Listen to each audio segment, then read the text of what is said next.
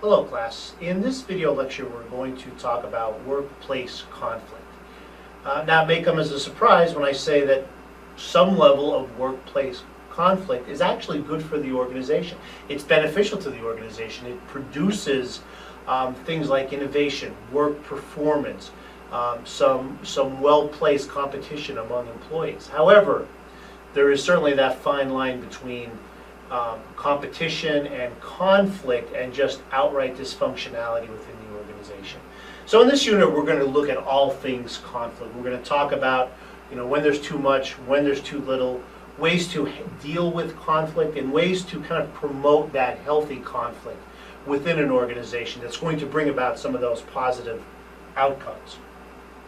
So what do we mean by conflict? We say, what is conflict? It's a process in which one party perceives that its interests are being opposed or negatively affected by another party. So I want something, I have an interest in something, I have a goal or objective, but I have this feeling that another person or a group is acting counter to me achieving my goal or objective. Okay, so that's going to create some form of conflict. And that could be mild, or it could be very overt and well known.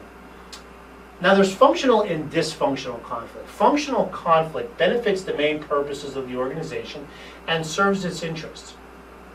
I may be trying to push a certain agenda, and somebody else is maybe pushing an agenda of their own that's counter to mine. So we both sense conflict, but in terms of the organization, it's probably healthy because hopefully the best ideas or the best program or system will emerge from that type of conflict. That's functional conflict. There's also dysfunctional conflict, which would hinder the organization's performance and threaten its interest. And this is when maybe it becomes personal and there's personalities involved and things like that, where we're not finding the best process or system. It's arguing to argue. It's drama that's not beneficial to the organization. So there's a relationship between intensity of conflict and performance outcomes. So down here we have the intensity of the conflict, low, moderate, high, and then we have outcomes, negative outcomes, neutral outcomes, or positive outcomes. You could see on both ends of this chart when we have low intensity of conflict and high intensity of conflict, we're going to have negative outcomes in the organization. Again, too little conflict, maybe everybody's in agreement or nobody's really pushing the boundaries and nobody's bringing up any counter arguments, so there's really nothing going on within the organization. Well, that could lead to poor outcomes. But on the other side, if there's too much conflict, if it's just every day is back and forth and nothing's getting done, that is also negative outcomes. You see, when you hit this level of appropriate, what's moderate intensity of conflict, which is appropriate, you get these neutral to positive outcomes within the organization. So there's definitely a relationship between intensity of conflict and the outcomes of the organization. There are 4 types of conflict that's discussed in an organization. There's personality conflicts, and there's interpersonal opposition based on personal dislikes, disagreements, or differing styles, right? Somebody might just have a different maybe communication style than you do, or a different listening style. So there could be personality conflicts that way. And if you're on the opposite end of the wheel of maybe a decision-making style, you might butt heads with somebody. There's personality clash, competition for scarce resources. There's time pressure and communication failures. Those are all types of personality conflicts. We're all, in an organization, we are competing for scarce resources, whether it's money, whether it's time to complete a project, whether it's capital investments, things like that. So, that's how a lot of these personality conflicts are going to happen. There's inner group conflicts too. So there might be, within a group, there might be inconsistent goals within that group. Ambiguous jurisdictions. We're not sure what our boundaries are.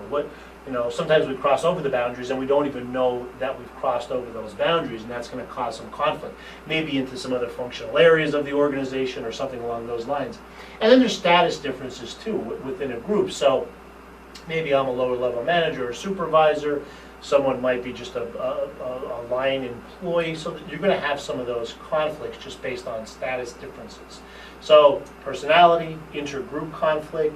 There's multicultural conflicts, which frequent opportunities to clash between cultures in the global economy. There's any number of reasons why there could be conflict among different cultures, and it's easy to see why.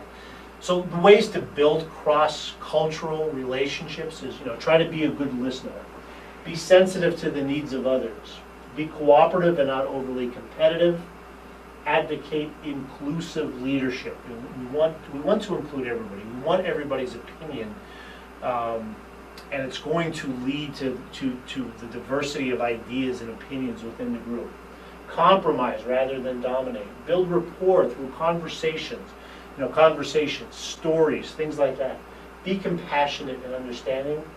Avoid conflict by emphasizing harmony. Nurture, develop, mentor other people. Try not to dominate conversations. That's ways to overcome these multicultural conflicts. The last conflict, very familiar one, is work-family conflicts. Occurs when the demands or pressures from work or family domains are mutually incompatible. So maybe my demands from work are interfering with the demands I have in a family. And it could be vice versa too. Maybe the family demands are overwhelming, that I'm just having trouble functioning at work. So work responsibilities can interfere with family life, and family demands can interfere with work responsibilities. So if work interferes with the family, it could impact my job satisfaction. It could mean that I'm going to have to quit. I'm not paying enough attention to my family, so I have to leave, or I'm going to be absent more and more, and then it could also impact my job performance.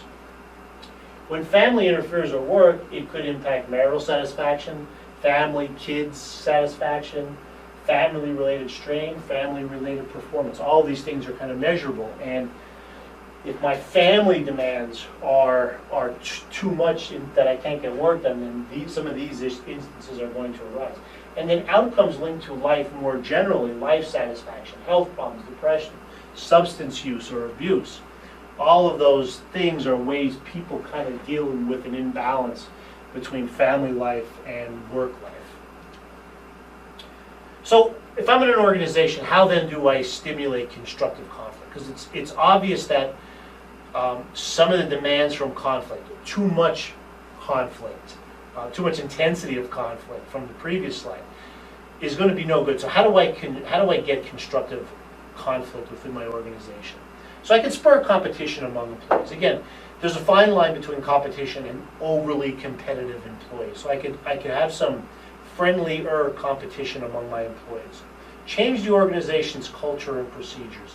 Are we a laid-back culture, or should we be more of an achievement, a little more aggressive of a culture? So how do you change the culture to kind of spur that kind of conflict?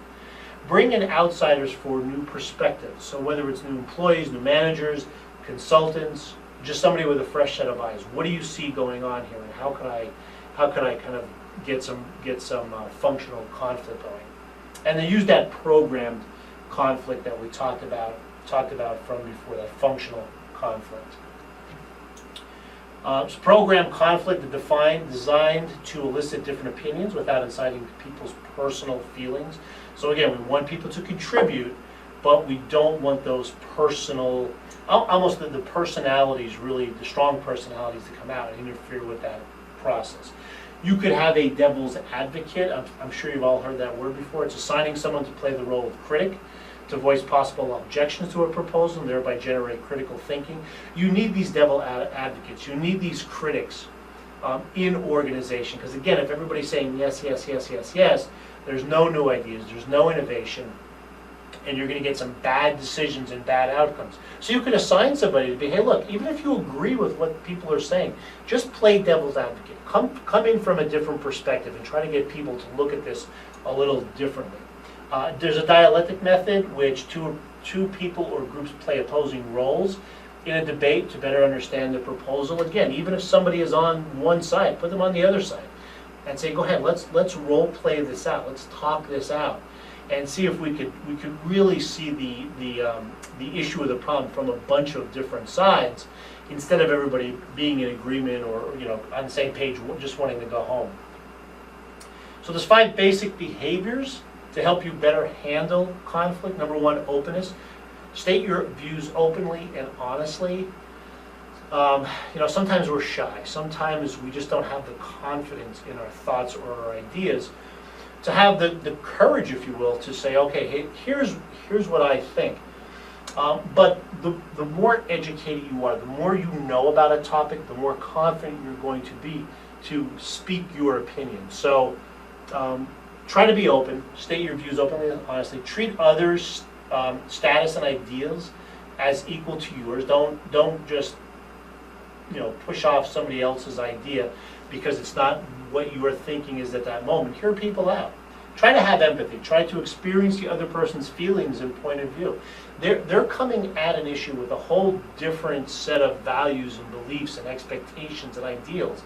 Try to understand their view, the way they're approaching a problem, and it'll open up your thinking. Be supportive. Let other people know you want to find a resolution that will benefit you both.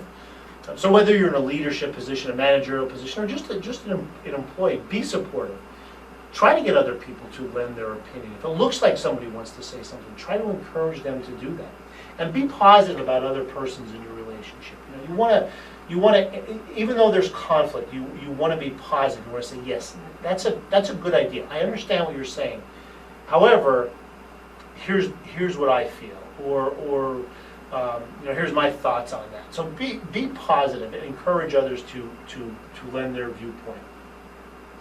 There are 5 conflict handling styles that you need to be familiar with. The first one is kind of that avoiding style of conflict. Let the problem go away. Ignore it. Most times it won't go away. Most times it needs to be addressed. But that avoiding style is someone who just says, let's let it go away. There's an accommodating style, which is, if there is conflict, okay, let's just do it your way. Let's do it your way. I don't want to shake the boat. I don't want to do anything that's going to cause trouble. So we'll just do whatever you say. Again, those 2 are obviously not the preferred style for handling conflict. There's forcing, where you have to do it my way, which is kind of counter to the first 2. Accommodating is we'll do it your way. Forcing is no, we're going to do it my way. The 4th way is compromising. Let's split the difference. You say 10, I say 1. Let's do 5. And we'll do a little bit of yours, a little bit of mine, and we'll get it right down the middle. Definitely better than the other ones, right? We're at least there's a back and forth and we're compromising. But there's nothing to say that this person or you is at least halfway right anyway. So there should be some dialogue that comes up with the best solution as opposed to just a compromising solution. Then there's collaborating, where let's cooperate to reach a win-win solution that benefits both of us and benefits the organization and the goals of the organization. Okay, so that's our lecture on all things conflict. So we talked about what is conflict, how to create that good program functioning conflict within the organization, some different styles, and all things related to conflict within the organization. I think that the main point to get away from this lecture too is that a certain amount of moderate intensity conflict is good within the organization. It helps us get rid of bad ideas and really bring to the surface the best ideas and the best way moving forward. So as a manager, as a leader, it's important for you to create that type of moderate intensity conflict in order to help in the outcomes of the organization.